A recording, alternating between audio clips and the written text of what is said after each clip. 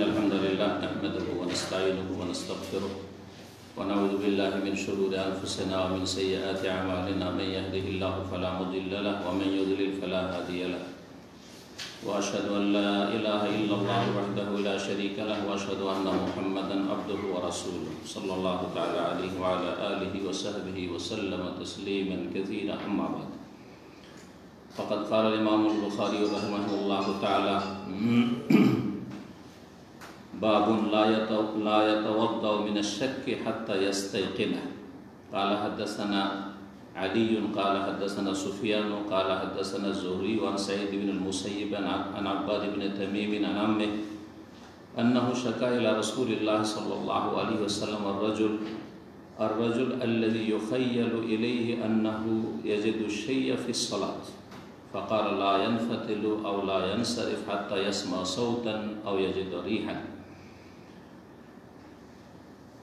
আল্লাহ রাব্বুল আলামিনের যাবতীয় প্রশংসা যে আল্লাহ রাব্বুল আলামিন আমাদেরকে পবিত্র রাখার জন্য, পবিত্র করার জন্য দ্বীনের এই সম্পর্কীয় বিধিবিধান পূর্ণরূপে নাজিল করেছেন। অসংখ্য সালাত এবং সালাম নাজিল হয়ে মুহাম্মদুর রাসূলুল্লাহ সাল্লাল্লাহু আলাইহি ওয়াসাল্লাম প্রতি, যার মাধ্যমে এই বিষয়গুলি আমরা জানতে পেরেছি।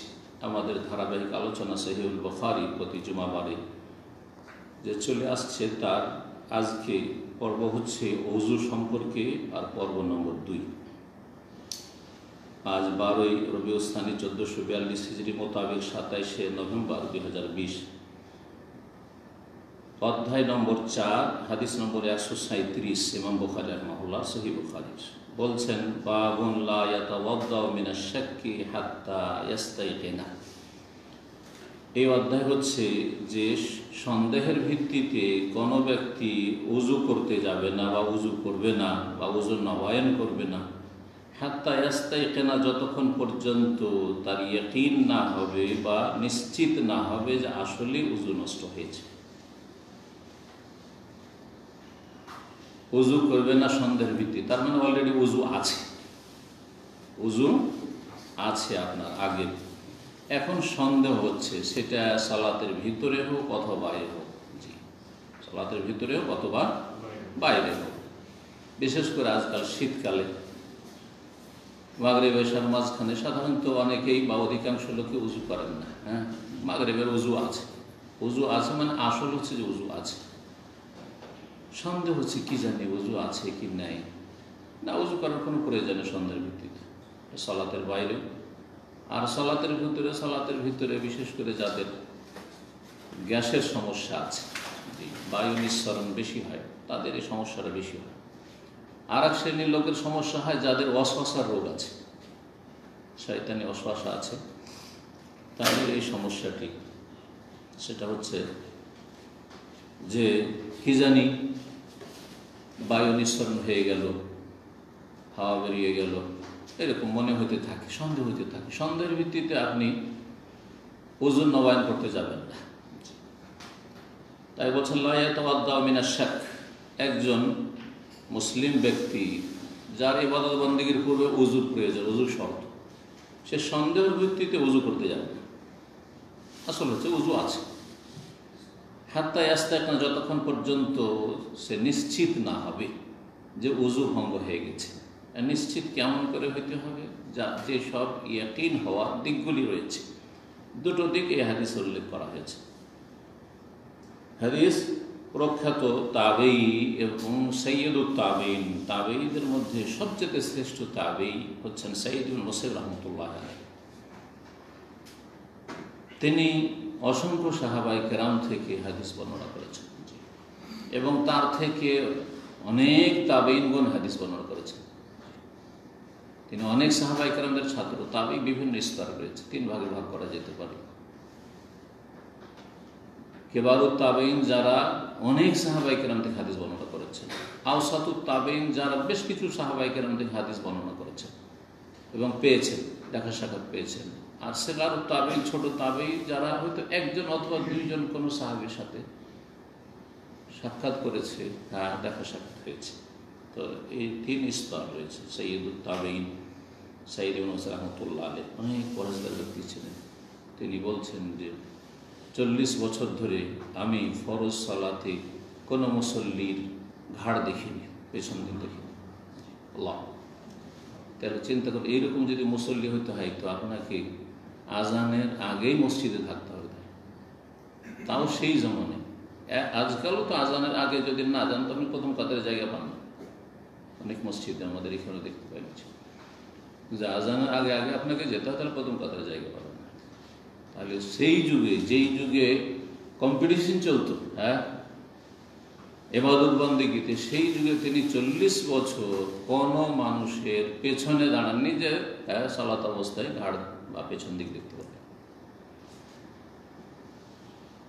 তিনি বর্ণনা করছেন সাহাবী আব্বাদ ইবনে তামিম থেকে, আব্বাদ ইবনে তামিম বর্ণনা করছেন তার চাচা থেকে রাদিয়াল্লাহু আনহু আজমাইন, আন্নাহু শাকা ইলা রাসূলিল্লাহ সাল্লাল্লাহু আলাইহি ওয়াসাল্লাম, তিনি অভিযোগ করলেন রাসূলুল্লাহ সাল্লাল্লাহু আলাইহি ওয়াসাল্লামের কাছে এই বিষয়টি। আর রাজুল, যে কোনো ব্যক্তি, সে তার সমস্যা হতে পারে অথবা অন্য কারো সমস্যা হতে পারে। আর রাজুল ইউখাইয়ালু ইলাইহি আন্নাহু ইয়াজিদু শাইআ ফিস সালাতি, একজন ব্যক্তি যার ধারণা হচ্ছে, ইউখাইয়ালু এখান থেকে খেয়াল করেছেন কি, আমরা বাংলায় বলি কিন্তু এটি আরবি শব্দ, যে আরবি শব্দ খেয়াল শব্দ, আরবি থেকে উর্দুতে মেরে খেয়াল মে বলছে না, হ্যাঁ আমার খেয়ালে আছে, কথাটি আরবি শব্দ, কিন্তু এখান থেকে ইউখাইয়ালু ইলাইহি, তার ধারণা হচ্ছে, খেয়াল হচ্ছে, সন্দেহ হচ্ছে, আন্নাহু ইয়াজিদু শাইআ ফিস সালাত, সালাত অবস্থায় এমন কিছু অনুভব করছে। ওয়াজাদা ইয়াজিদু মানে পাওয়া হয়, আবার ওয়াজাদা ইয়াজিদু মানে অনুভব করা হয়। পাওয়াটা আপনার অনুভূত পাওয়া হচ্ছে যে কিছু পেলেন, টাকা পেলাম, অনুভূত দেখতে পাচ্ছেন, মাহসুস জিনিস। আর একটা হচ্ছে মনে মনে কোনো কিছু অনুভব করা, মনে মনে পেলাম এটি। এই জন্য ওয়াজাদার দুটো আরবিতে অর্থ, ওয়াজাদতু ফি নাফসি, কারো যদি আচরণে কষ্ট পান, আনা ওয়াজাদতু ফি নাফসি, হ্যাঁ, কারো উপরে রাগ করা, ওয়াজাদতু আলাইহি, আমি তার উপর রাগ করেছি, মানে কষ্ট পেয়েছি তার আচরণ, সেই জন্য আমি রাগ করেছি। এই শব্দগুলি আরবির। তাহলে একটা শব্দ একাধিক অর্থ হইতে পারে আরবিতে। জি, আন্নাহু ইয়াজিদু শাইআ ফিস সালাত, সালাতে সে কোনো কিছু অনুভব করছে, তার মানে তাকে লাগছে যে হাওয়া খারিজ হয়ে গেল, ওযু নষ্ট হয়ে গেল, এরকমটা মনে হচ্ছে। তাহলে কি করবে ওই লোকটি? সালাতটা পুরা করবে নাকি সালাত ছেড়ে দিয়ে যাবে ওযু করতে? এটা হচ্ছে প্রশ্ন। বলছেন ফাকালা সাল্লাল্লাহু আলাইহি সাল্লাম বলছেন, লা ইয়ানফাতিলু, ফিরবে না। ইনফাতালা ইয়ানফাতিলু মানে ফিরা, আর লা ইনসারাফা ইয়ানসারিফু মানে ফিরা। জি, ফিরবে না দুটো শব্দ এখানে কেন নিয়ে এসছেন? এই জন্য নিয়ে এসছেন যে বর্ণনাকারীর সন্দেহ রয়েছে। বর্ণনাকারীর সন্দেহ, কোন একজন সাহাবী হোক বা তারপরে রাসূলুল্লাহ সাল্লাল্লাহু আলাইহি ওয়াসাল্লাম শব্দটা কি বলেছেন, শব্দটা আসলে লা ইয়ানসারিফু ছিল রাসূলুল্লাহ সাল্লাল্লাহু আলাইহি ওয়াসাল্লাম, না লা ইয়ানফাতিলু ছিল, শব্দের অর্থ এক। একে বলা হয় রিওয়ায়াত বিল মানা। মুহাদ্দিসিনে কেরামগণ ভাব অর্থ প্রকাশ করা জায়েজ বলেছেন, অর্থাৎ যে হাদিসগুলি আপনারা পড়ছেন বা মুখস্থ করছেন, জরুরি নয় যে প্রত্যেকটা শব্দ একবার হুবহু ওই শব্দটি রাসূলুল্লাহ সাল্লাল্লাহু আলাইহি ওয়াসাল্লাম বলেছেন, হতে পারে তার প্রতিশব্দ কিছু বলেছেন, প্রতিশব্দ বলেছেন, সেটা শব্দগুলি পুরোপুরি মুখস্থ রাখেননি সাহাবী অথবা তারপর তাবি। সাহাবী হয়তো ঠিক ওইভাবে বর্ণনা করেছেন, কিন্তু তারপরে কোনো বর্ণনাকারী বরং তার ভাব অর্থটা প্রকাশ করেছেন। যেমন আমরা করে থাকি, কারো কথা নকল করতে গিয়ে হুবহু যেই শব্দগুলি, ধরেন একটা আমি ফতোয়া বললাম, হুবহু ওই শব্দগুলি আপনি না বলে আপনি নিজের ভাষাতে নকল করছেন, ভাষার পার্থক্য হয়ে যায় না? এটাকে রিওয়ায়াত বিল মানা বলা হয়। আর রিওয়ায়াত বিল আলফাজ, একটা শব্দ সহ বর্ণনা করা, আর একটা হচ্ছে অর্থটা শুধু বর্ণনা করা।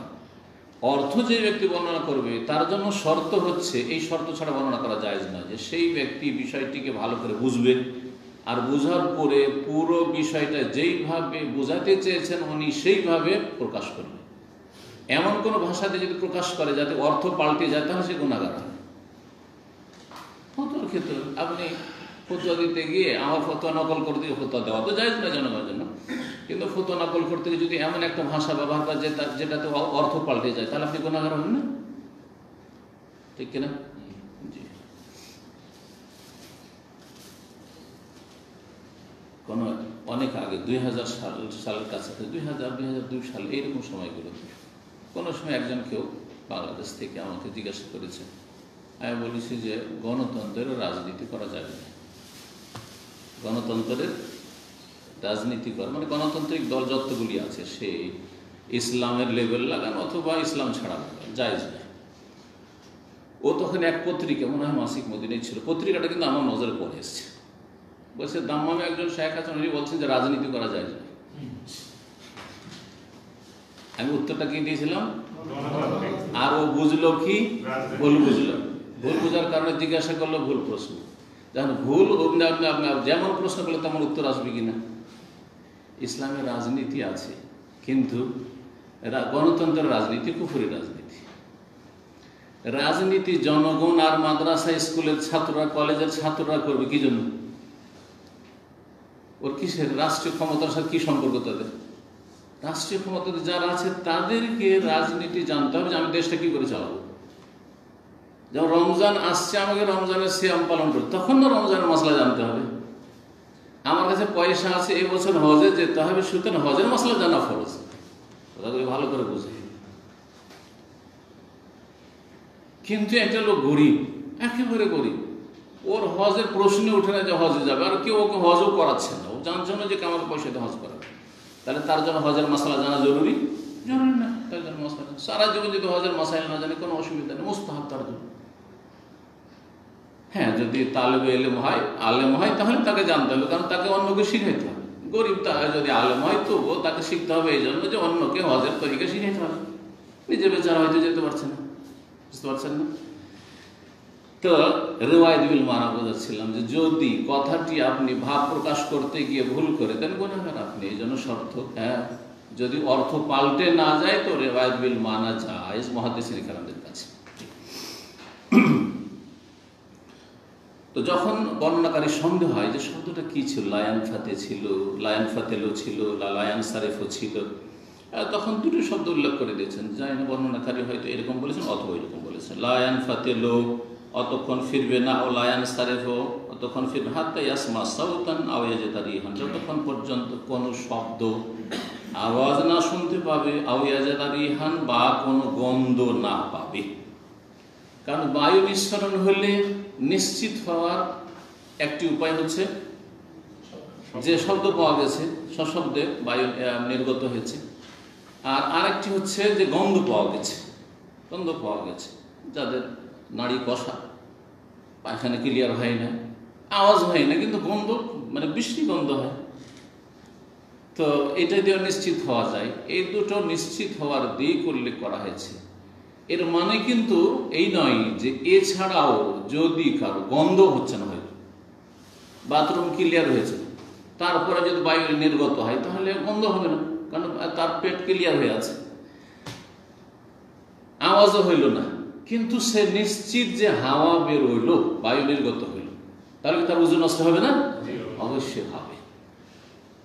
এটাকে বলা হচ্ছে ইস্তেমবাত, ফিকহি ইস্তেমবাত। আপনাকে এখানে এই হুবহু এই দুটো কথা ধরে রাখলে হবে না। এই দুটো কথা বলে কি বোঝাতে চেয়েছেন রাসূলুল্লাহ, যেটা বোঝাতে চেয়েছেন সেটা হচ্ছে ইয়াকিন।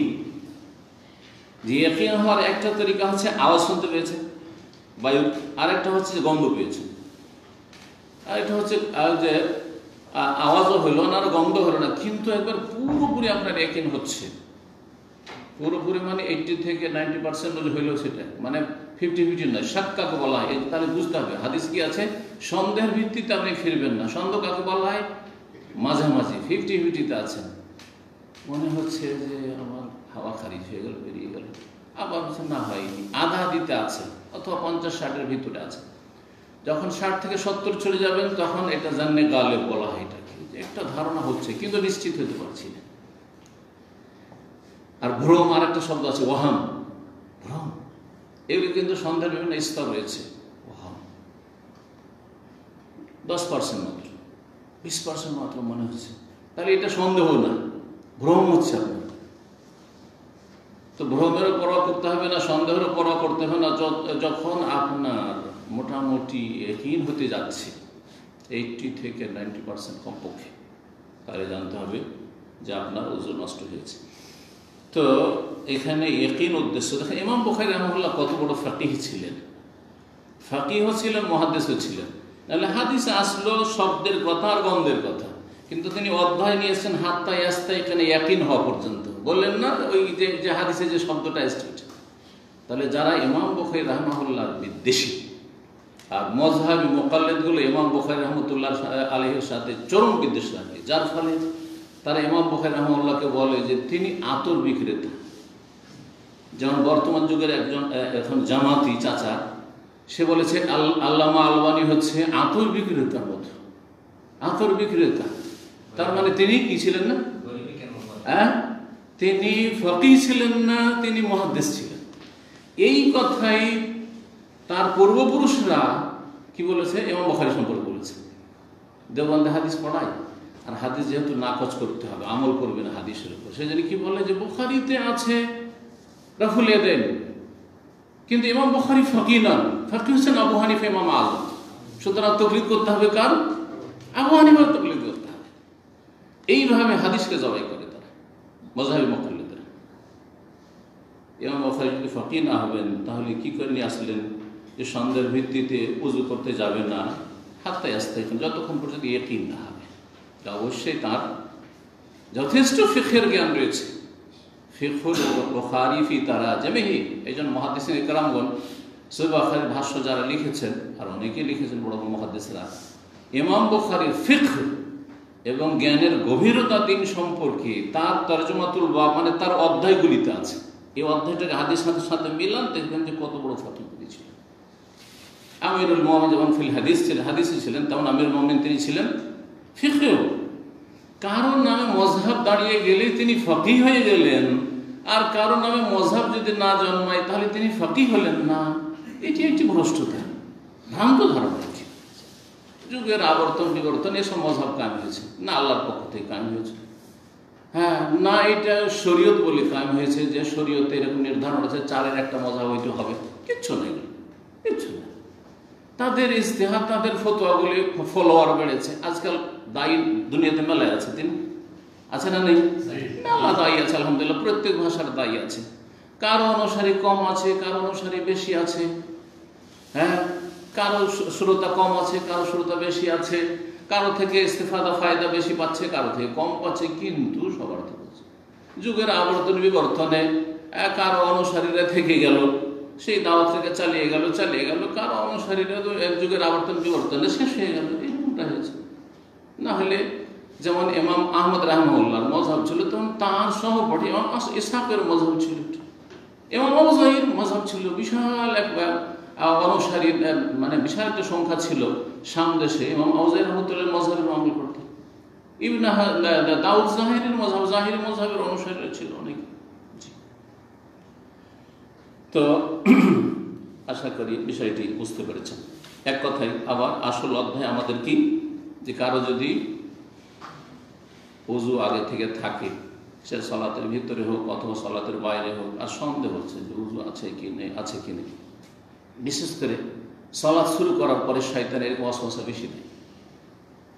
সালাত শুরু করে তারপরে আপনার মানে চিন্তা শুরু হয়ে গেছে, আরে ওযু আছে কি নেই, সালাত তো শুরু করে দিলাম, লায়ানসারে ফিরবে না। কারণ আসল হচ্ছে তুমি সালাত কি যেন শুরু করেছো, ওযু আছে বলে শুরু করেছে। যতক্ষণ পর্যন্ত তোমার ইয়াকিন না হবে যে হ্যাঁ অমুক সময় আমার ওযুটা নষ্ট হয়েছে, ওযু ভঙ্গের কারণে হয়েছে, তখন তুমি সালাত অবস্থায় হলে ফিরে। যখন ইয়াকিন হয়ে গেছে না অমুক সময় আমি আরে মোটের বস্তু খেয়েছি, আমি তো মাগরিবের সময় ছিলাম, আরে আমি তো আপনার কি বলছে ওই সময় তো আমার বায়ু নির্গত হয়েছে মনে হচ্ছে, বা আমি তো বাথরুমে গেছিলাম, অনেক সময় হয় না এরকম। সালাতের ভিতরে মনে হচ্ছে, সাথে সাথে সালাত ছেড়ে দিয়ে আপনি বেরিয়ে পড়েন, হবে না আর সালাত। কারণ গত সপ্তাহের হাদিসে ছিল লা ইয়াকবালুল্লাহু সালাতা আহাদিকুম ইযা আহাদাসা হাত্তা ইয়াকুম ওয়া লা তুকবালু সালাতুন বিগাইরি তুহূর। ওযু ছাড়া সালাত হবে না যতবার পড়ে না। এখান থেকে একটা কায়দা নেওয়া হয়েছে। একটা সাবজেক্ট পড়া হয় আমাদের ইউনিভার্সিটিতে, সৌদি আরবে পড়া হয়, যারা উচ্চশিক্ষা লাভ করেন। আমাদের দেশে এরকম সাবজেক্টগুলো খুব পড়া কম হয়। উসুল ফিকহ বলে একটা আছে, মোটামুটি কোনো রকম পড়া হয়, সামান্য। এখানে উসুল ফিকহটাও সুন্দর হয়। আর উসুল ফিকহের একটা ভাগ হচ্ছে আল কাওয়াইদুল ফিকহিয়া। আল কাওয়াইদুল ফিকহিয়া ফিকহি কায়দা কানুন, ফিকহি নীতিমালা। তার একটি নীতিমালা হচ্ছে আল ইয়াকিনু লা ইয়াজুলু বিশ-শাক। কারো যদি ইয়াকিন থাকে সেটা সন্দেহের ভিত্তিতে দূরীভূত হয় না। ইয়াকিন সন্দেহের ভিত্তিতে দূরীভূত হয় না যে কোনো ক্ষেত্রে। আসল ইয়াকিন হচ্ছে একজন বিবাহিত মানুষের যে এটা আমার স্ত্রী, ঠিক আছে না, এটা আমার স্ত্রী, কবুল করেছি, আমি সংসার করেছি, আমার স্ত্রী। তার মাঝে মাঝে সন্দেহ হচ্ছে যে আমি কি ওকে তালাক দিয়েছি নাকি। আর এরকম রোগে অনেক অস্বস্থার রোগে ভোগে অনেকে আছে, তালাক দিয়েছি নাকি। এরকম একবার তালাকের কথা মনে করছিলাম। একজন লোক ফ্রান্স থেকে আমাকে পেরেশান করে ফেলেছে, আর এই 50 বার টেলিফোন করছে। ওকে বলে দিয়েছি সন্দেহের ভিতর হবে। আবার কিছুদিন পরে নাম্বার চেঞ্জ করে আবার টেলিফোন করছে, আওয়াজে বুঝে যাচ্ছে যে ওই লোকই, ওই মাসলা আবার জিজ্ঞাসা করছে কি যে অস্বস্থার উপর, তালাকের অস্বস্থ। আমার তালাক হয়নি বলছে, তারপরে সন্দেহ হচ্ছে কি জানি। আমি একবার মুখে মনে মনে এখানে নিয়ে এসেছিলাম, মুখে উচ্চারণ করলাম কি না, মনে হচ্ছে করলাম কি করলাম। ইয়াকিন লা ইয়াজুলু বিশ-শাক, ইয়াকিন যেটা দৃঢ় প্রত্যয় সেটা সন্দেহের ভিত্তিতে নষ্ট হয় না বা দূরীভূত হয় না। যদি প্রথম ইয়াকিন থাকে যে উযু নেই, আর সন্দেহ হচ্ছে উযু করেছি নাকি মাঝখানে, তাহলে কোনটা ঠিক? উযু নেই, কারণ আসল হচ্ছে উযু নেই, কথা বোঝা গেছে। কিন্তু উযু আছে, এখন উযু গেল নাকি মাঝখানে, এরকম সন্দেহ হচ্ছে, তখন আসল হচ্ছে যতক্ষণ নিশ্চিত না হবে ততক্ষণ পর্যন্ত উযু আছে। আশা করি বিষয়টি বুঝতে পেরেছি।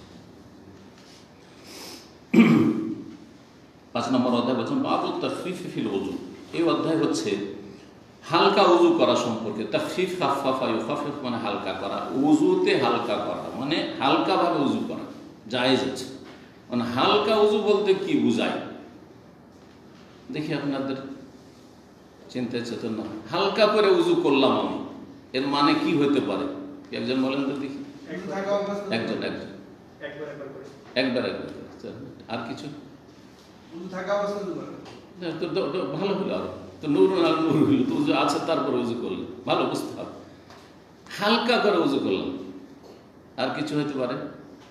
যেটা বলেছি ওইটা বলতে একবার করে উযু করা।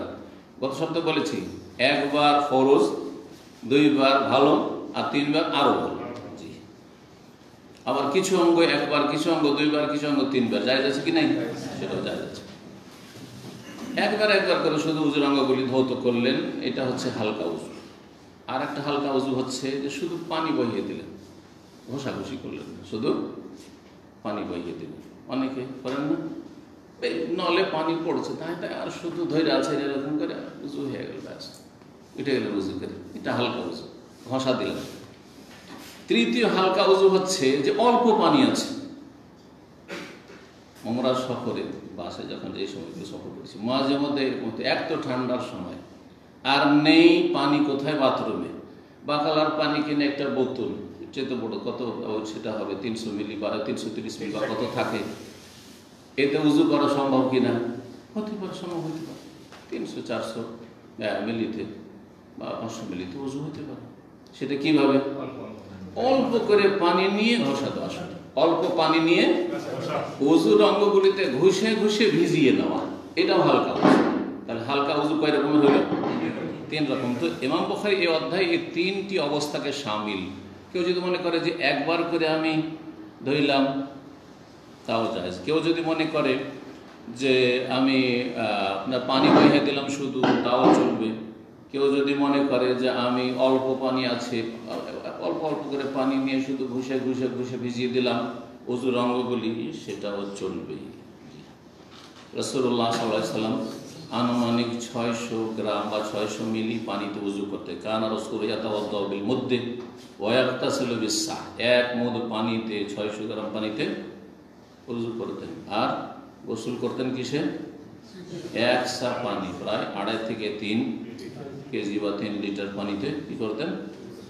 গোসল করতেন।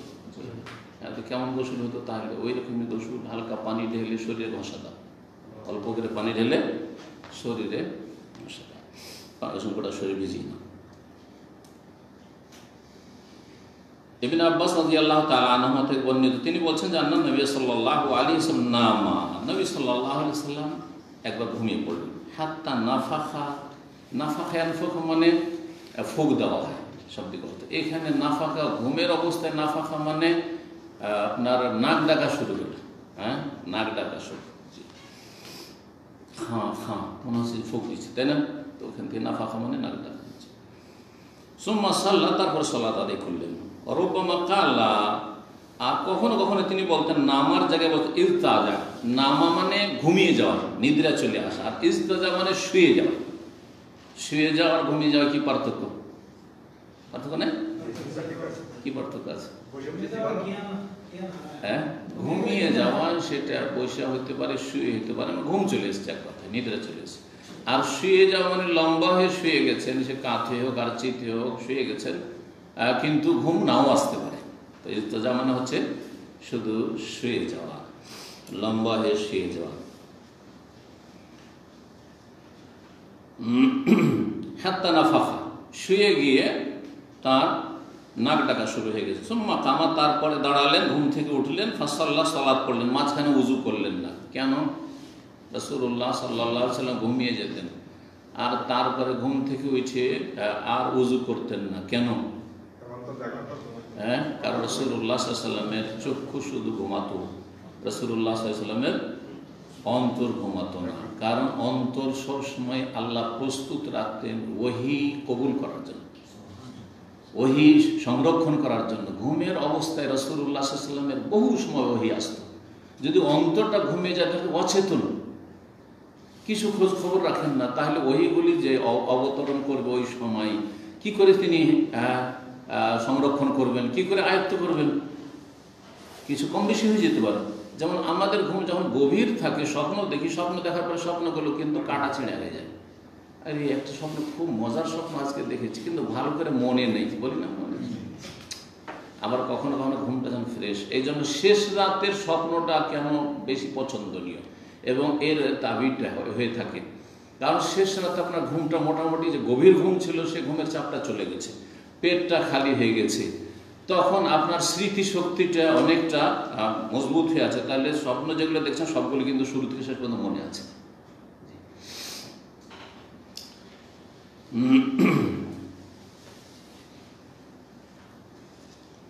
রাসূলুল্লাহ সাল্লাল্লাহু আলাইহি ওয়াসাল্লাম ওযু করতেন না, এটা অধিকাংশ সময়। কারণ যে তিনি বুঝতে পারছেন যে আমার উযু ভঙ্গের কোনো কারণ দেখা যায় না। ঘুমের অবস্থায় সাধারণত উযু ভঙ্গের কারণ হচ্ছে বায়ু নির্গত হওয়া, সেটা হয়নি, সুতরাং উযু করেন। কিন্তু কখনো কখনো করেছেন। আমরা বুঝতে পারবো ঘুম আসলে যে উযু ভঙ্গ হয়েছে কি হয়নি, বায়ু নির্গত হয়েছে কি হয়নি, না বুঝার কোনো উপায় নেই। গভীর ঘুম, বিশেষ করে হালকা ঘুম, এই জন্য তন্দ্রা, ঝিমানো, হালকা হালকা ঘুম, আশেপাশে কি হচ্ছে টের পাচ্ছি, এইরকম অবস্থাতে নিদ্রা বা ঘুম কিন্তু উযু ভঙ্গের কারণ না। এখান থেকে একটি কথা শুনেন ভালো করে, যেটা অনেকে জানেন না, যে নিদ্রা নিদ্রা হিসাবে উযু ভঙ্গকারী নয়। এটা হাদিসের আলোকে বলছি। আমরা তো জানি যে নিদ্রা হচ্ছে কি উযু ভঙ্গের কারণ। শুধু নিদ্রা উযু ভঙ্গের কারণ নয়, নিদ্রা উযু ভঙ্গ হওয়ার সম্ভাবনা, যার ফলে সেটা কারণ হিসাবে ধরা হয়েছে। কথা বুঝতে পারলেন? কারণ যখন নিদ্রা চলে এসছে, বায়ু নির্গত এর মধ্যে হতেও পারে, আবার নাও হতে পারে। যখন আমি নিশ্চিত না বায়ু নির্গত হয়েছে কি হয়নি, সুতরাং ধরে নিতে হবে যে এটা হচ্ছে মাজিন্নাতুল নাওয়াকিদুল উযু, মাজিন্নাতুল লিল হাদাস, উযু ভঙ্গের সম্ভাবনা এখানে রয়েছে। সুতরাং ধরে নিতে হবে যে গভীর নিদ্রা, তার মানে উযু ভঙ্গ হয়ে গেছে। আপনি উযু করে এসেন, আপনি উযু করে এসেন।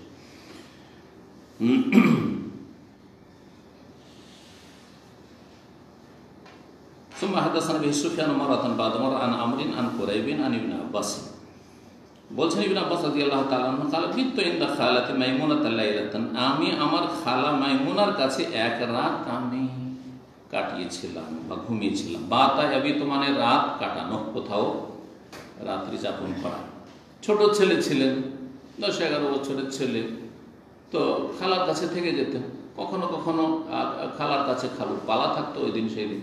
তো এরকমই ছিল ওই দিন। নবী সাল্লাল্লাহু আলাইহি ওয়াসাল্লাম পালা ওখানে ছিল। ফাকামান নবী মিনাল লাইলি, নবী সাল্লাল্লাহু আলাইহি ওয়াসাল্লাম রাত্রে জেগে গেলেন, মানে বিছানা থেকে উঠলেন। ফালাম্মা কানা ফি বাদিল লাইলি, রাতের কিছু অংশ যখন ছিল, কামান নবী সাল্লাল্লাহু আলাইহি ওয়াসাল্লাম ঘুম থেকে উঠলেন। ফাতাওয়াদ্দা ফি মিন শান্নিন মুআল্লাকিন উযুআন খাফীফান, নবী সাল্লাল্লাহু উযু করলেন একটি ঝুলন্ত মশক থেকে, হালকা উযু। একটা মশক যেটা ঝুলছিল, মশকগুলো তাহলে লটকা থাকতো। মশক দেখেছেন কেউ? না দেখেননি? দেখেছেন। কিসের হয়? চামড়া। কিরকম চামড়া হয়? হ্যাঁ, গোটা বকরি, গোটা বকরির চামড়া। বকরি, বকরা, দুম্বা যাই হোক না কেন, গোটা চামড়া গোটা গোটাটা একবারে চামড়া খালিয়ে, আর তারপরে সেটা পরিশোধনের পরে যেটা বাগাত বলা হয়, সেটার পরে যাতে করে পানিতে ভিজলে আর গন্ধ হবে না, সরবে না। আর তারপরে তাতে পানিটা কি থাকে, পানিটা ঠান্ডা থাকে, ভালো থাকে। তো আর আগে বহন করার ক্ষেত্রে সুবিধা হয় বাহনের ওপর, বা নিজেও নিয়ে যেতে। তো আরবরা ওই মশকে পানি রাখত। মশকের একটা বড় মুখ রয়েছে গলার দিকে, বকরি ছাগলের চামড়া দিয়ে যেটা গলা, সেটা বড় মুখ। আর একটা ছোট মুখ থাকতো পায়ের দিক থেকে, একটা পায়ের দিক থেকে একটু একটু করে পানি পড়বে, ওইখান থেকে পানি খান। ওই দিকটা খুলে দিলেন, বাঁধা আছে, খুলে দিলেন, পানি খান, অল্প করে পানি পড়বে। যেমন বেশি করে পানি ঢালতে হবে, তবে গলার দিক থেকে পানি ঢালবে। এই হচ্ছে মশক। তো মশক ঝোলা ছিল, সেখান থেকে রাসূলুল্লাহ সাল্লাল্লাহু আলাইহি ওয়াসাল্লাম কি করলেন? হালকা উযু করলেন। এই হালকা উযুর তিনটি যে কোনো একটি হইতে পারে। হালকা উযু একবার করে ধরলেন, অথবা শুধু এরকম করে ধরলেন, আর মশক থেকে পানি পড়ছে, বয়ে নিলেন, অথবা অল্প করে ঝুরঝুর করে পানি পড়ছে, আর সেই পানি দিয়ে শুধু ঘষা দিয়ে অল্প পানি ব্যবহার করলেন।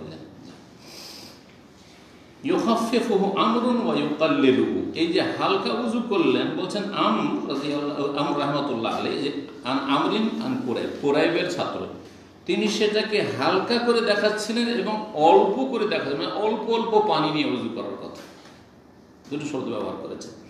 ওয়া কামা ইউসাল্লি, তারপরে দাঁড়িয়ে গেলেন সালাতে, তাহাজ্জুদের সালাতে। ফাতাওয়াদ্দাতু, আমি উযু করলাম, নাহওয়া মিম্মা তাওয়াদ্দা, যেমন করে রাসূলুল্লাহ উযু করলেন। ছোট বাচ্চারা কিন্তু বড়দেরকে কি করে?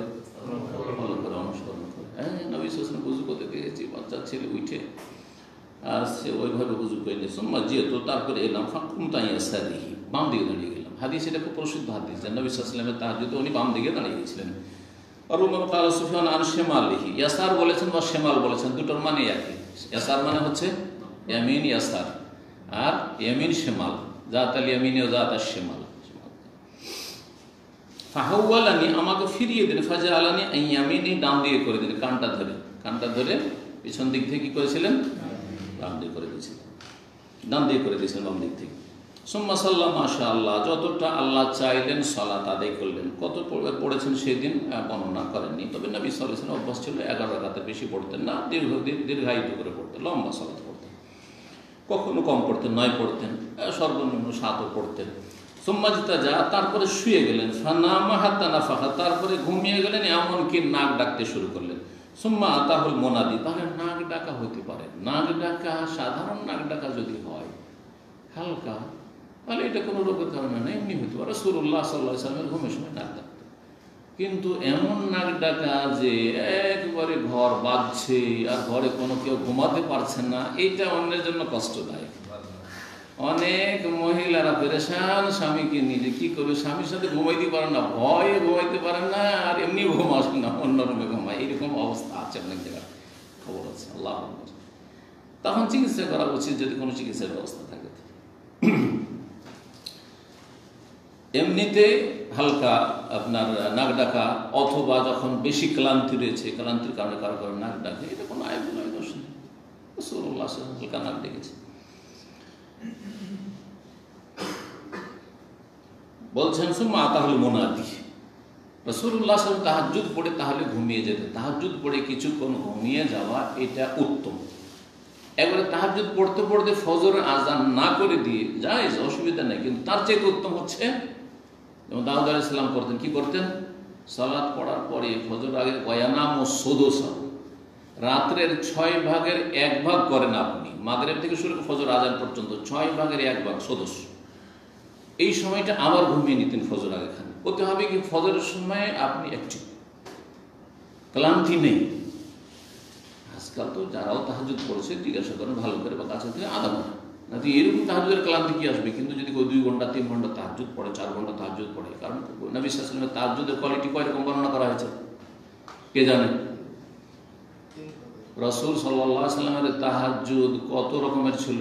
হ্যাঁ, সময়ের দিক থেকে, কোয়ালিটির দিক থেকে 3 প্রকার ছিল। সূরাতুল মুজাম্মিল পড়ে, ইন্না রাব্বাকা ইয়ালামু আন্নাকা তাকুমু আদনা মিন সুলুসাইল লাইলি ওয়া নিসফাহু ওয়া সুলুসাহু। হয় সুলুসাইল লাইল 2/3 অংশ, 3 ভাগ করে 2 ভাগ। সুবহানাল্লাহ, চিন্তা করেন। মাগরিব আজকাল 5টার আগে, 5টা থেকে ধরে ফজরের আজান 4:45। হ্যাঁ, তাহলে আপনি এই 5টা থেকে 5টা, এদিকে 5টা করে দেন, ওইদিকে যেহেতু 5:45, তো 5টা থেকে 5টা কয় ঘন্টা?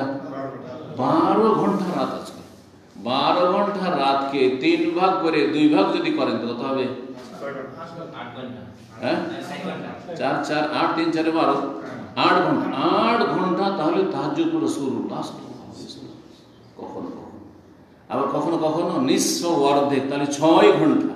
আবার কখনো কখনো 16 3 ভাগের 1 ভাগ, 4 ঘন্টা, কমপক্ষে 4 ঘন্টা। তখন ক্লান্তি আসবে। বরং আজকালকার মানুষ যদি 2 ঘন্টা পড়ে তাতে ক্লান্তি চলে আসবে, ঘুম চাচ্ছে বা ক্লান্ত, তাহলে তার আগে ফজর আগেখানে যদি শুয়ে যান, একটু ঘুমিয়ে নেন, শরীরটা আরাম পেয়ে গেল। কিন্তু শর্ত হচ্ছে যে ফজরে জাগানোর ব্যবস্থা থাকবে। হয় আপনাকে কোনো ব্যক্তি জাগাবে, আমার স্ত্রী আছে হয়তো, অথবা আপনজন কেউ আছে দরদি মানুষ, অথবা আপনার অ্যালার্ম জাগাবার জেগে যেতে পারবেন। কিন্তু যার আশঙ্কা আছে যে আমি যদি তাহাজ্জুদ পড়ে শুয়ে যাই তাহলে আর ফজরে উঠতে পারবো না, তাহলে তার জন্য এইরকম তাহাজ্জুদ পড়া গুনার কাজ। তাহাজ্জুদ পড়ে ঘুমাইলেন, গুনার কাজ করলেন আপনি, কারণ আগে ফরজ আদায় করতে হবে। আপনি তাহাজ্জুদ নাও পড়তেন আর এশা পড়েছেন জামাতে আর ফজর জামাতে, তাহলে ফাকান্নামা কামাল লাইলা কুল্লা, সারা রাত আপনি কিয়ামের সওয়াব পেয়েছেন। সারা রাত কিয়ামে তাহাজ্জুদের সওয়াব পেয়েছেন মানে এই নয় যে আর একটা লোক তাহাজ্জুদ পড়লো ওইটা ওর সমান সওয়াব পেয়ে গেলেন। আবার এটাও ভাবতেন না, অনেকে এরকম মনে করে যে এত সস্তা ফজিলত। ভাই, যেই লোক যতটা মেহনত করবে সে অনুযায়ী না, নফলের ক্ষেত্রে যেই মানুষ যতটা মেহনত করবে, যতটা কষ্ট করবে, সে অনুযায়ী তার সওয়াব হবে। কিন্তু আপনি ফজিলত পেয়ে যাবেন। আগে আপনি গুরুত্ব দেন ফরজের, ফরজ যেন মিস না হয়। নফল করতে গিয়ে আপনার ফরজ যেন ত্রুটিপূর্ণ না হয়, আল্লাহ জানে। বলছেন যে মোনাদি, তারপরে তার কাছে একজন ঘোষক আসলো বা আহ্বায়ক আসলো ডাকতে। নবী সাল্লাল্লাহু আলাইহি সাল্লামকে আজান পরে ডাক দিতে আসতেন। বেলাল রাদিয়াল্লাহু তাআলা যেহেতু আজান দিতেন, অথবা কেউ বলতেন যে আসসালাত ইয়া রাসূলুল্লাহ, কারণ রাসূলুল্লাহ সাল্লাল্লাহু আলাইহি ওয়াসাল্লাম কখনো মসজিদের সাথে, মসজিদের সাথে সাথে একটা পর্দা লটকানো আছে, তো ওইখানে একটু ডাক দিলে তো শুনতে পাচ্ছেন। আর কক্ষে শুয়ে আছে নবী সাল্লাল্লাহু আলাইহি ওয়াসাল্লাম। বিবিগণের কক্ষগুলি কিন্তু লাইন ধরে সারিবদ্ধ, যেদিকে মহিলা শেষে সেদিকে মা আয়েশা রাদিয়াল্লাহু তাআলার যে কক্ষ, যেখানে নবী সাল্লাল্লাহু কবর রয়েছে, সেখান থেকে শুরু করে তার পেছন দিকে আপনি চলে যান, 9টা সারিভাবে 9টা কক্ষ ছিল, ছোট্ট একটা করে ঘর, ছোট্ট ঘর, আর তার সাথে একটি ছোট্ট উঠান আর ঘের, এইরকম বাড়ি ছিল। কত সাদা সিধা জিন্দেগি ছিল, কিন্তু কত সুখের জীবন ছিল, আলহামদুলিল্লাহ।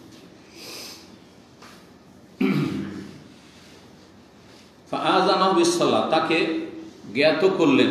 আযানা ইউযানা ইযানান বাবিফাল মানে হচ্ছে জ্ঞাত করা, অবগত করা বিসসালাত, সালাত সম্পর্কে, যে ইয়া রাসূলুল্লাহ এখন ইকামতের সময় হতে যাচ্ছে। ফাকামা মাহুল সালাত, তার সাথে সালাতের উদ্দেশ্যে দাঁড়িয়ে ফাসাল্লা, সালাত আদায় করে, ওয়ালাম ইয়াতাওয়াদ্দা, ওযু করলেন না। কারণ রাসূলুল্লাহ সাল্লাল্লাহু আলাইহি ওয়াসাল্লাম অন্তর জাগ্রত থাকতো, তিনি বুঝতে পারতেন যে আমার ওযু ভঙ্গের কোনো কারণ হয়নি, জানতে পারছি।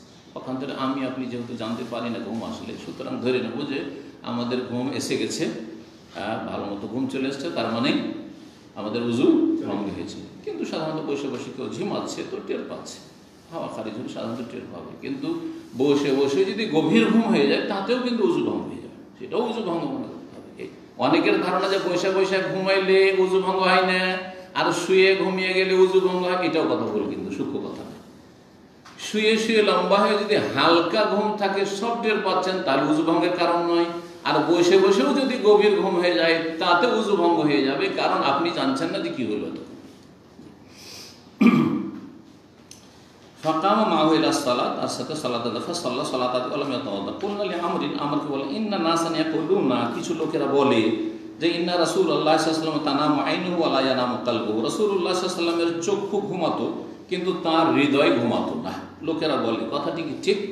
কাল আমরুন সামিতু উবাইদ বিন উমাইর, আমি উবাইদ বিন উমাইর কাছে ইয়াকুল রুয়াল আম্বিয়া ওয়াহয়ুন, নবীগণের স্বপ্ন হচ্ছে ওহী।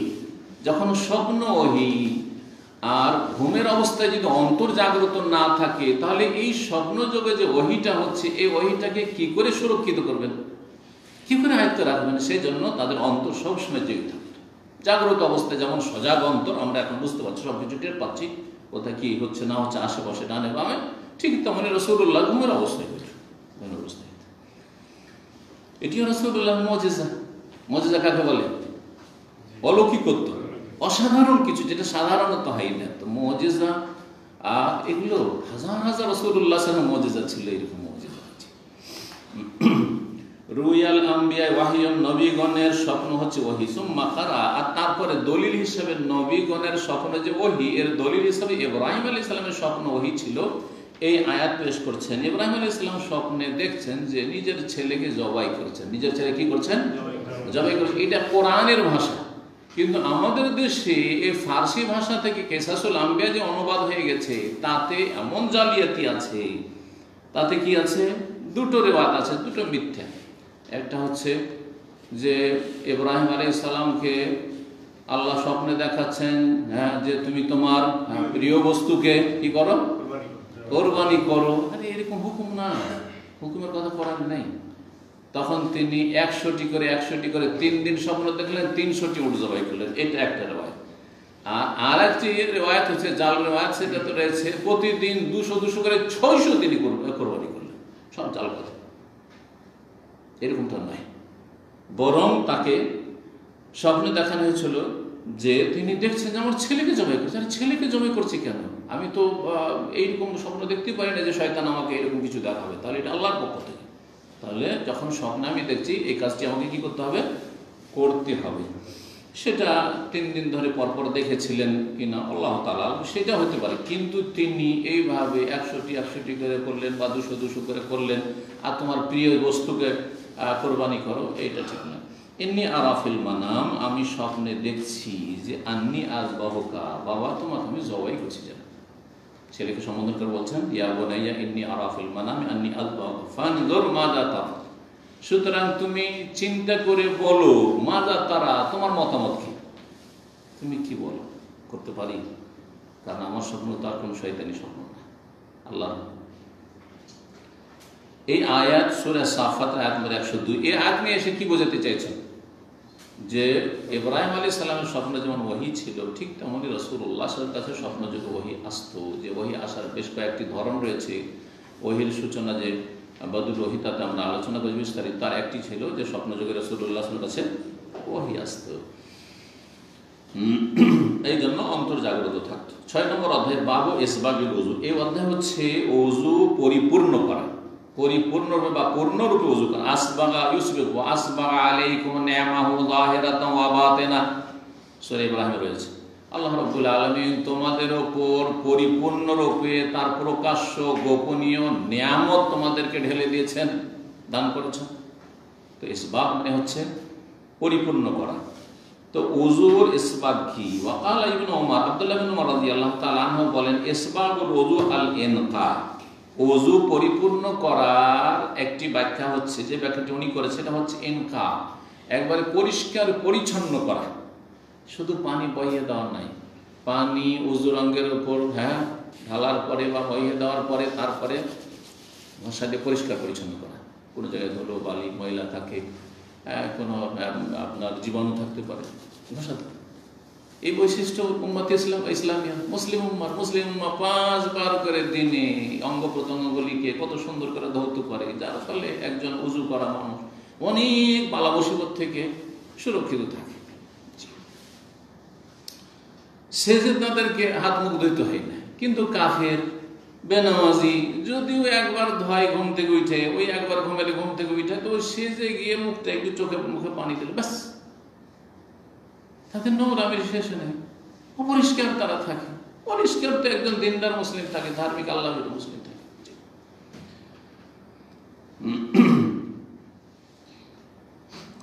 ওজুর তাহলে পরিপূর্ণতা একটা দিক এখানে বলা হলো পরিষ্কার পরিচ্ছন্ন করা, আর একটা দিক হচ্ছে 3 বার করে উজু করা হচ্ছে পূর্ণরূপে উজু করা, 3 বার করে উজু করা হচ্ছে পরিপূর্ণ করা। এই দুটি অর্থ ওলামারা দিয়েছেন। আবু হুরায়রা রাদিয়াল্লাহু তাআলা আর একটা অর্থ নিতেন, সেটা হচ্ছে উজুর অঙ্গগুলি লম্বা চওড়া করে ধোয়া। কত শব্দ বলেছিলেন? জি, এতালা। তিনি বলতেন না যে হাদিসটা আসছে যে কিয়ামতের দিনে এই উম্মতকে ডাকা হবে এবং চেনা যাবে কি দেখে, গোর্রাম মুহাজ্জালিন মিন আসারের 5টা অঙ্গ যে চমকিবে, তো আমি লম্বা করে চমকাবো। তো তিনি একবার বগল পর্যন্ত দিতেন, পা একবার হাঁটু পর্যন্ত ধুইতেন। ফামান ইসতাতা মিনকুম ইউতিলা গুররাতাহু ফালিয়াফআল, তিনি এই কথাটি বলতেন রাসূলুল্লাহ সাল্লাল্লাহু আলাইহি হাদিস বর্ণনা করার পরে। তো এটাও তার কাছে এই ব্যাখ্যা, কিন্তু এই ব্যাখ্যা অন্যান্য উলামায়ে কেরামরা যেহেতু গ্রহণ করেননি, কারণ সেটি তার ব্যক্তিগত ইজতিহাদ বা মত ছিল। আপনার উজুর অঙ্গগুলি একবার বেশি করে ধুবেন এমন না, তবে নিশ্চিত অবশ্যই হবেন। এমন নয় যে আপনি বর্ডার পর্যন্ত ধুলেন আর সন্দেহ থেকে গেল আর কোনো একটি জায়গা, কারণ এই হাড়হাড্ডির নিচে অনেক সময় শুকনো থেকে যায়, বোঝা যায় না। এইরকমই টাকনা উঁচা নিচে হয়ে আছে, ওই জায়গাগুলি যদি আপনি কনফার্ম না হন তো অনেক সময় শুকনা থেকে যেতে পারে, তাহলে উজুই হবে। পরিপূর্ণ উজু করা।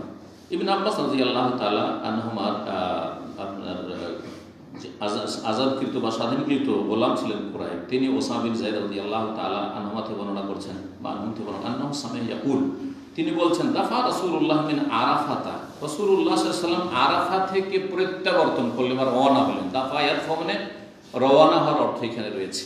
দাফা মানে পুশ করা, ধাক্কা দেওয়া হয়। জি, দাফা দেফা মানে ডিফেন্স করা, প্রতিরক্ষা করা হয়। ইন্নাল্লাহা ইউদাফিউ আনিল্লাযিনা আমানু।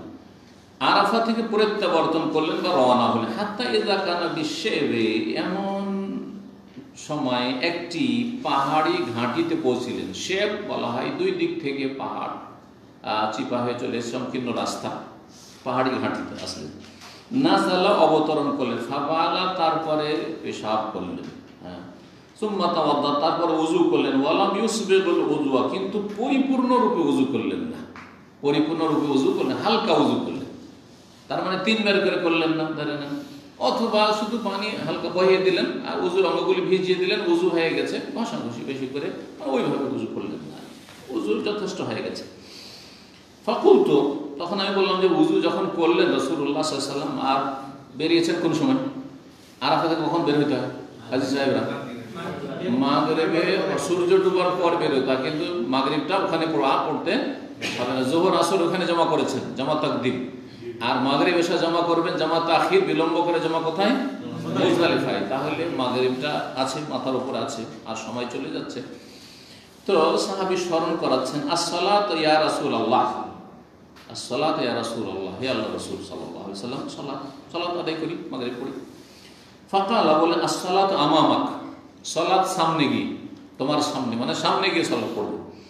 ফারাকিবা, তারপরে বাহনে চাপলেন। ফালাম্মা জাআল মুজদালিফা, যখন মুজদালিফায় আগমন করলেন, নাযালা, নামলেন। ফাতাওয়াদ্দা, উযু করলেন। ফাআসবাগাল উযু, এখানে পরিপূর্ণ উযু করলেন, পরিপূর্ণ উযু করলেন।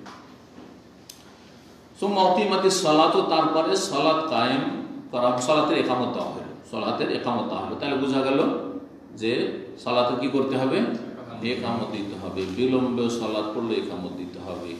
তরিকা কি? একটা আযান আর 2 ইকামত, 1 আযান 2 ইকামত। যোহরে 1 আযান 2 ইকামত, যোহর আসরে আরাফায়, আর মুজদালিফায় মাগরিব এশার জন্য 1 আযান 2 ইকামত। সালাতের ইকামত দেওয়া হলো। ফাসাল্লাল মাগরিব, মাগরিবের সালাত আদায় করল। সুম্মা আনাসা কুল্লু ইনসানিন বাঈদাহু ফি মানজিলিহি, অতঃপর প্রত্যেক ব্যক্তি নিজ নিজ উটকে নিজের বাসস্থানে, যেখানে অবতরণ করেছে, অবতরণ স্থলে বসিয়ে দিলেন। উট এসে বাহনকে তখন বসিয়ে দিলেন, যেখানে যেখানে যার জায়গা হলো যে এখানে আমি রাত কাটাবো, ওখানে নিজের উটকে বসিয়ে দিলেন। সুম্মা এখানে নিয়ে এসছেন, তার মানে মাগরিব পড়ার পরে করলেন, হয়তো এটাও হইতে পারে। তার মানে মাগরিব আর এশার মাঝখানে জমা, মানে এই নয় যে সাথে সাথে একদম জমা হইতে হবে, 5 সেকেন্ড 10 সেকেন্ড অথবা 2 মিনিট বিলম্ব করা যাবে না, ওর মধ্যে প্রয়োজনে কোনো কাজ করা যেতে পারে, এটা আমরা বুঝতে পারলাম। আবার এটাও হতে পারে যে এখানে সুম্মা বলতে ওইটা বোঝানো হয়নি যে আগে এসে উটকে বসিয়ে দিয়েছে না, তারপরে তখন মাগরিব এশা একসাথে জমা করেছে, সেটা হতে পারে। সুম্মা উকিমাতিল এশা, কিন্তু এখানে স্পষ্ট সুম্মা সুম্মা দিয়ে বারবার আসছে, তার মানে মাগরিব পড়ার পরে উটগুলিকে বসিয়ে দিলেন।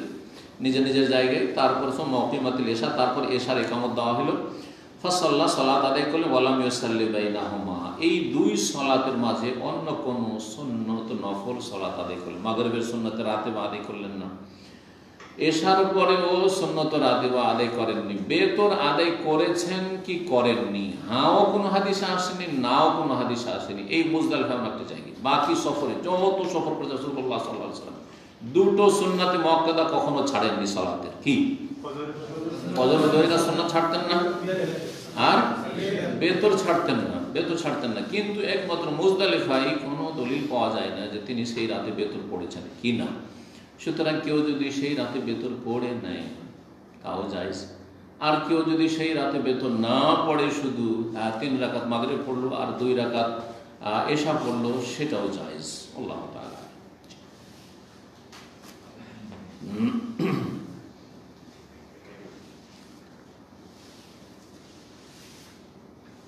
7 নম্বর অধ্যায় বলছেন বাবু গাসলিল ওয়াজহি বিল ইয়াদাইন মিন গারফাতি ওয়াহিদা।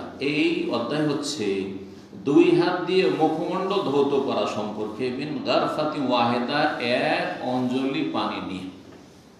1 অঞ্জলি পানি নিলেন আর তারপরে পানিটাকে 2 হাতে করলেন আর তারপর এইভাবে দিয়ে মুখমণ্ডল পুরো চেহারাটা ধুলেন।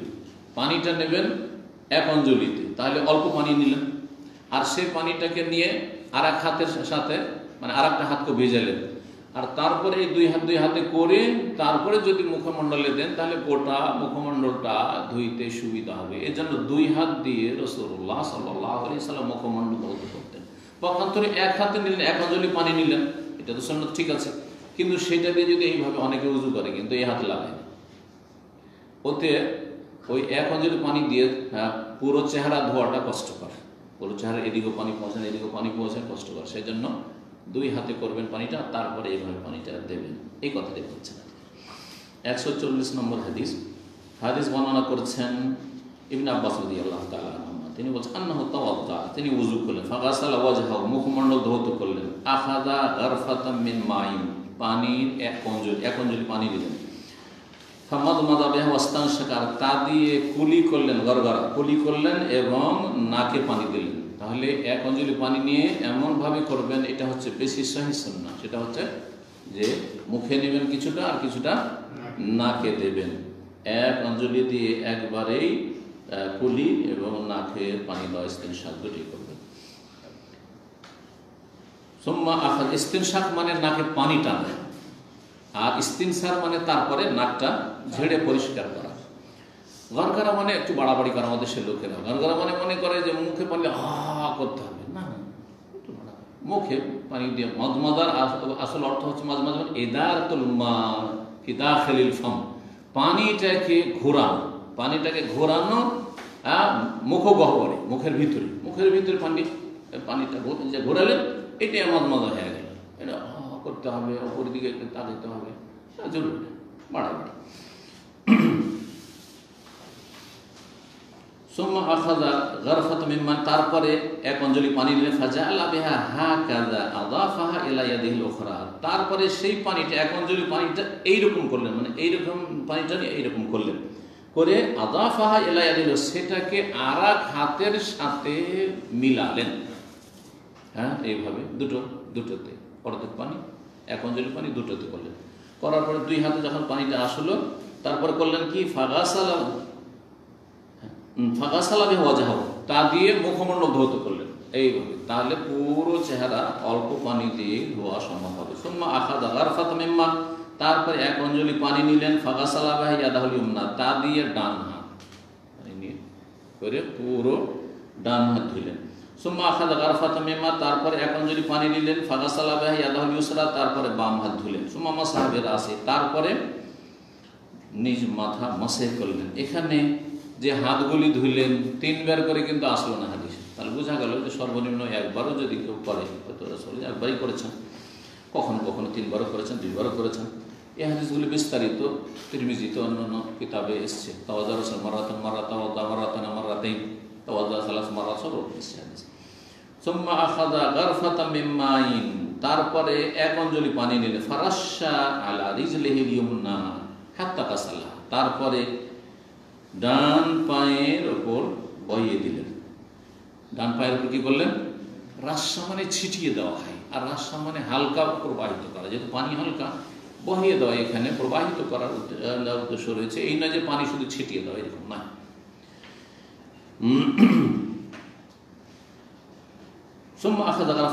তারপরে এক অঞ্জলি পানি নিলেন, আর এক অঞ্জলি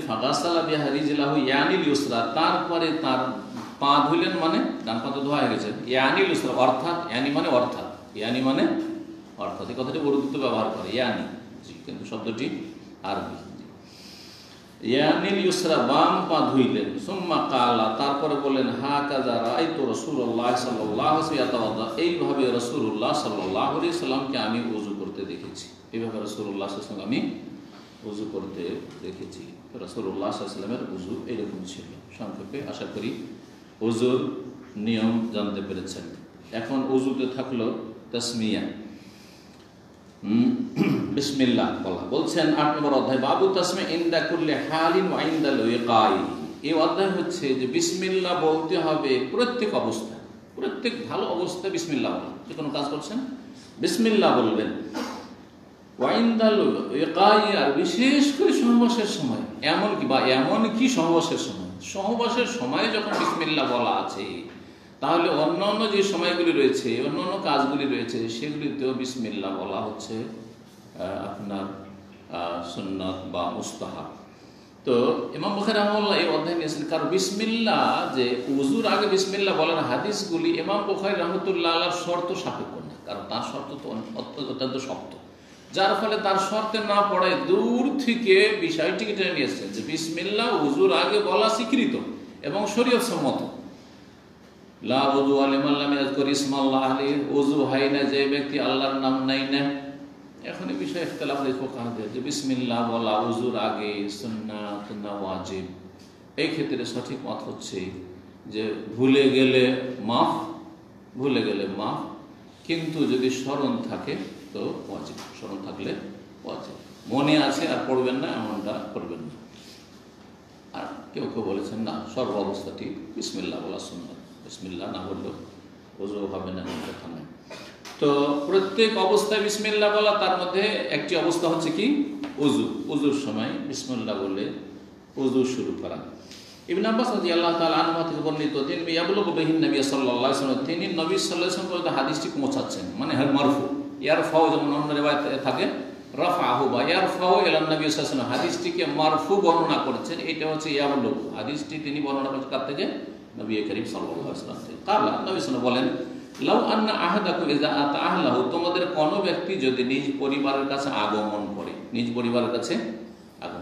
তাহলে পুরুষদেরকে, বিশেষ করে হাদিসে কি বলা হচ্ছে, পুরুষদেরকে যখন সহবাসের ইচ্ছায় স্ত্রীর কাছে আগমন করবে, কালা বলবে বিসমিল্লাহ, আল্লাহর নামে শুরু। বিসমিল্লাহ মানে আশরা ওয়া আবদাউ বিসমিল্লাহ, আল্লাহর নামে শুরু করছি। এমন একটা শব্দ এখানে উজ্জ্বল রয়েছে যেটাতে যে কোনো জায়গায় ফিট, আবদাউ বিসমিল্লাহ, আশরা বিসমিল্লাহ, অথবা যেই কাজটি শুরু করছেন সেই অনুপাতে সেখানে একটি ফেল বা ক্রিয়া উজ্জ্বল রয়েছে। সুতরাং যখন খাওয়ার আগে বিসমিল্লাহ বলছেন, করলো বিসমিল্লাহ, পান করার আগে বলছেন আশরা বা বিসমিল্লাহ, আতাওয়াদ্দাউ বিসমিল্লাহ বলবেন না, ওখানে উজ্জ্বল আছে আর কি, আবার বোঝাচ্ছে। সহবাসে যাচ্ছেন তখন ওজামিয়া বিসমিল্লাহ, জি বিসমিল্লাহ, আল্লাহর নামে শুরু করছি। আল্লাহুম্মা, হে আল্লাহ, জান্নিবনা শাইতানা, জান্নিবনা আমাদেরকে দূরে রাখো শয়তান হতে। জান্নিবনা মানে আমাদেরকে দূরে রাখো, কার থেকে? শয়তান থেকে দূরে রাখো। ওয়া জান্নিবিশ শাইতানা মা রাযাকতানা, আর শয়তানকে দূরে রাখো মা রাযাকতানা, ওই সব সন্তান সন্ততি হতে যা আমাদেরকে তুমি রিজিক হিসাবে দান করো বা দান করবে। অর্থাৎ আমাদেরকে শয়তান অনিষ্ট থেকে রক্ষা করো, শয়তানকে দূরে রেখে, আর শয়তান থেকে আমাদেরকে দূরে রেখে, শয়তান যেন আমাদের ক্ষতি না করতে পারে, স্বামী স্ত্রী। আর আমাদেরকে যে রিজিক দেবে, রিজিক মানে কিন্তু বাংলা ভাষার রিজিক হচ্ছে টাকার পয়সা, খাবার, ভাত রুটি খাদ্য আর টাকা পয়সা। আল্লাহ অনেক রিজিক দিয়েছে ভাই, কিন্তু 80 বছর বেঁচে আছে এটাকে রিজিক মনে করে না, এটা আপনার রিজিক। কথা বোঝা গেছে? মাশাআল্লাহ এলেম দিয়েছে, আলহামদুলিল্লাহ, আল্লাহ আমাদেরকে টাকা না দিয়ে এলেম দিয়েছে, আলহামদুলিল্লাহ, যেটুকু আমার রিজিক, উত্তম রিজিক হচ্ছে ইলমান নাফিআ। কাউকে আমলের আল্লাহ তৌফিক দিয়েছে, তারপর পরিষ্কার দিচ্ছে রিস্ক। রিস্ক মানে, আর রিস্ক মানে আল হাজ্জু ওয়া নসিব। রিস্কের শাব্দিক অর্থ হচ্ছে মানুষের ভাগ, নসিব, যার যেটা ভাগে পড়েছে সেটা হচ্ছে তার রিজিক। সৌদি আরবে থাকছেন, এটা রিজিক। আপনি মাশাআল্লাহ এতটি উমরা করলে, এটা আপনার রিজিক। এতবার হজ করলে, এগুলো সব রিজিক আপনার। তো রিজিক মানে শুধু টাকা পয়সা নয় বা খাদ্য পানীয় বস্তু নয়। তো রিজিক ছেলে মেয়ে রিজিক, ছেলে মেয়ে কি রিজিক। মা রাযাকতানা, যে আমাদেরকে রিজিক দিয়েছো বা দেবে, সেগুলি থেকেও জান্নাব সেই শয়তানকে দূরে রাখো, যাতে শয়তান আমাদের ছেলে মেয়েদের ক্ষতি না করতে পারে। কোন দিক থেকে? সব দিক থেকে। দিনের দিক থেকে তাদেরকে যেন বেদিন, ফাঁসে, গুনাহগার, পাপিষ্ট না বানিয়ে দিতে পারে, গোমরা না করতে পারে। আর দুনিয়ার দিক থেকে শারীরিকভাবে ক্ষয়ক্ষতি না করতে পারে, আক্রমণ না করতে পারে। তো দিন দুনিয়ার সার্বিক দিক থেকে শয়তানকে দূরে রাখো। মা রাযাকতানা, এই মাফউল সানি, মা রাযাকতানা, যা আমাদেরকে তুমি রিজিকে দিয়েছো বা দেবে, তা হতে শয়তানকে দূরে। ফাকুযিয়া বাইনাহুম ওয়ালাদুন, আর তারপরে তাদের মাঝে যদি আল্লাহর চূড়ান্ত ফয়সালা হয়, সন্তান সন্ততি, ওয়ালাদ মানে ছেলে মেয়ে দুটোই। কিন্তু বর্তমান আরবরা ওয়ালাদ শুধু ছেলে সন্তানকে বলে, কিন্তু আরবিতে ওয়ালাদ ইউসিকুমুল্লাহু ফি আওলাদিকুম, আওলাদ লিযাকারি মিসলু হাযিল। তাহলে আওলাদ যাকার হয় আর উনসা হয়। ইবন মানে ছেলে সন্তান, আর বিনত মানে মেয়ে সন্তান, কন্যা সন্তান। বাকি ওয়ালাদ ছেলে মেয়ে দুটোকে বলা হয়। ফাকুযিয়া বাইনাহুম ওয়ালাদুন, যদি উভয়ের মাঝে চূড়ান্ত ফয়সালা করা হয় আল্লাহর পক্ষ থেকে, ওয়ালাদ ছেলে মেয়ে, লাম ইয়াদুররুহু, শয়তান তার কোনো ক্ষতি করতে পারবে না। কি করলেন? যদি এই দোয়া পড়ে মিলিত হয়, সহবাস করে। এই দোয়া মূলত বাহ্যিক হাদিস বলছে পুরুষের, কিন্তু তার সাথে স্ত্রী যদি পড়ে নেন, যেহেতু সহবাস দুই পক্ষ থেকে হচ্ছে, তো আল্লাহ তাআলা আলাম, মনে করি সেটা ভালো। আজকে এখানে আলোচনায় শেষ করি, ইনশাআল্লাহ তাআলা আগামী সপ্তাহে বাকি আলোচনা করা যাবে। জাযাকুমুল্লাহু খাইরান ওয়া সাল্লাল্লাহু আলা নবিয়িনা মুহাম্মদ ওয়া আলা আলিহি ওয়া সাহবিহি আজমাইন।